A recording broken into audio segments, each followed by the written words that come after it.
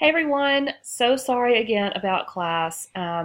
This flu stomach virus stuff is no joke, and now my kids have it, so we're home today, and hopefully they'll be better before we get too far into the weekend.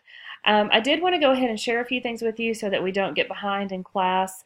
I had asked you guys today to bring pages 7 and 8, so we're going to start talking about our foundational communication principles and also civil and ethical behaviors. So I wanted to talk just very briefly about those two things and then share with you an assignment that I'd like for you to complete by Monday to bring with you to class.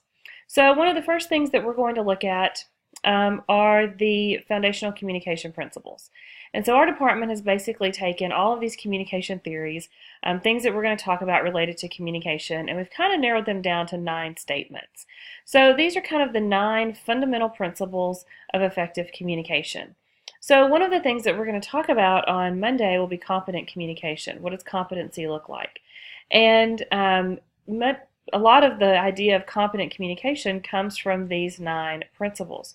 So before class on Monday, I would like for you to do the reading that's on your schedule. I think it's like pages 3 through 10, I think, something like that in your textbook.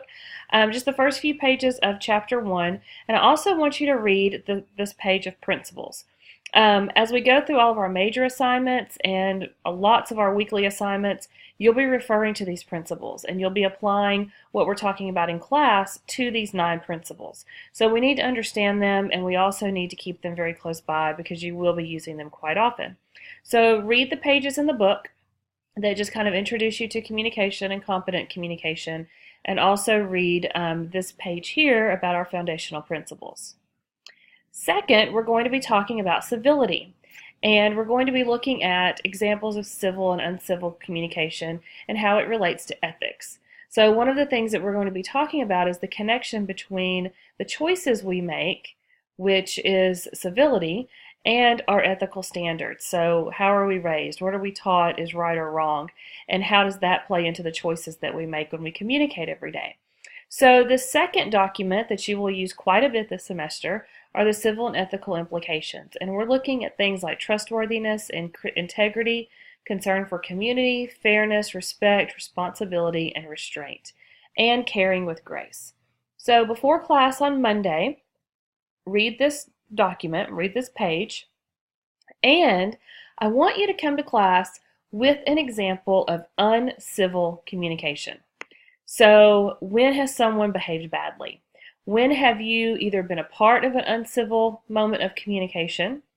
When have you witnessed it? You can find something in the news if you want, or in popular culture, or whatever.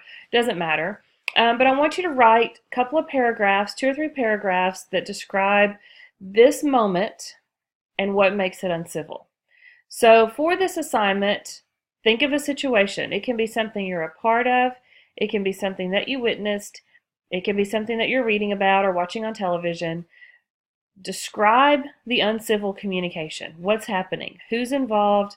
Maybe some specific things that were being said that makes the conversation uncivil, or actions that were taking place that make it uncivil. And then explain why that moment is an example of uncivil communication.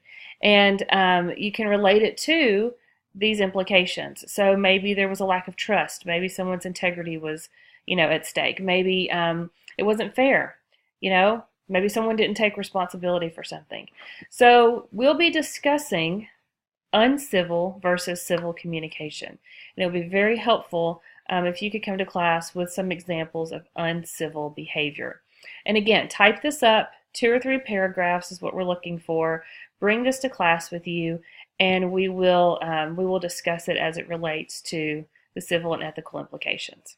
So again, I'm very sorry that I was not able to be there today.